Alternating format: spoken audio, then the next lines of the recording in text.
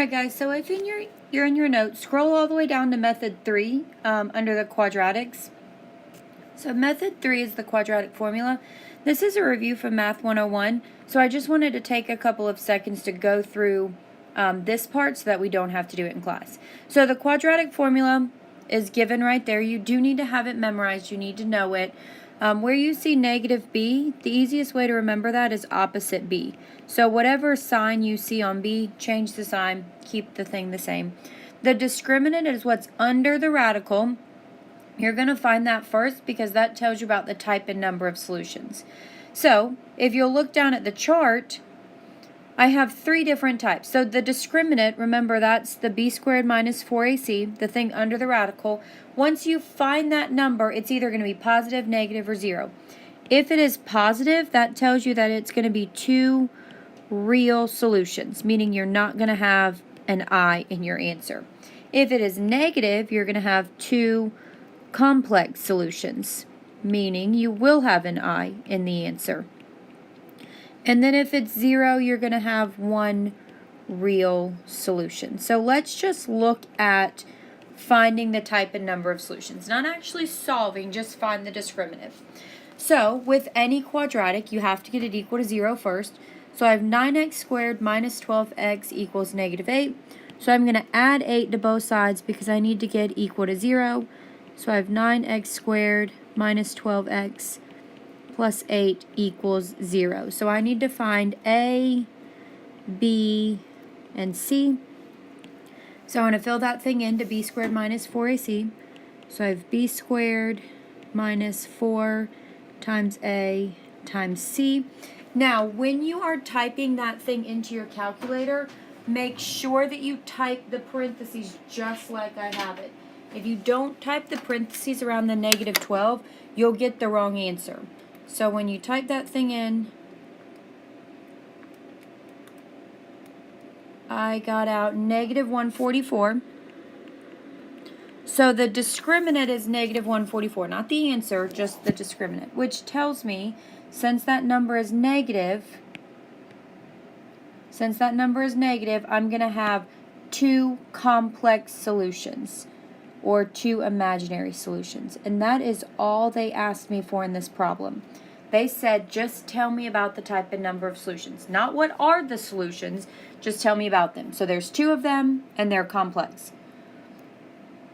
All right, now let's look at an actual example using the quadratic formula. So the first thing I have to do is get it equal to 0. So you can either move everything to the left or everything to the right. So I'm going to move this over.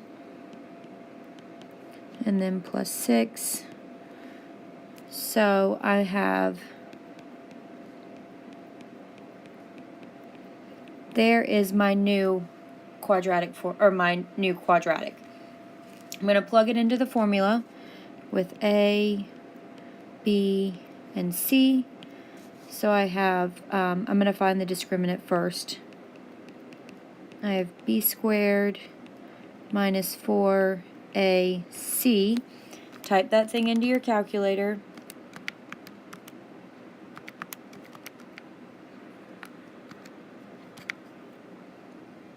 Sorry guys.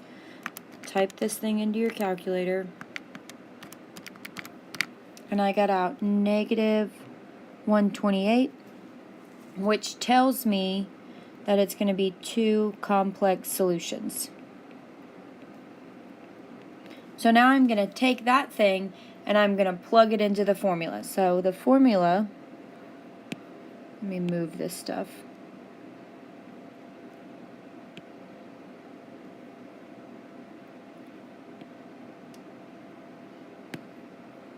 Alright, so I'm going to take that thing and plug it in. Opposite b, so b was negative 4, so opposite of b is 4, plus or minus the square root of what I just found, negative 128, all over 2 times a.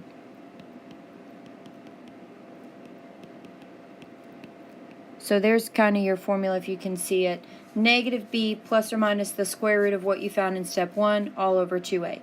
Now remember, the formula said b squared minus 4ac in it, but because I just found that, I don't need to re-find it. I just plug in what I found. That's why I like to break it into 2 steps. So I need to simplify the radical first. So if you take a second to do your factor tree and break negative 128 down, you find that it comes out with 8i square root 2 all over 12. So from that, the 128, I found, break it all the way down, the I is from that negative sign, okay?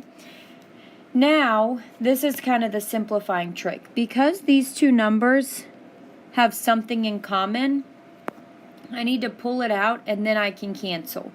So 4 and 8 have a 4 in common, so I'm going to factor out a 4.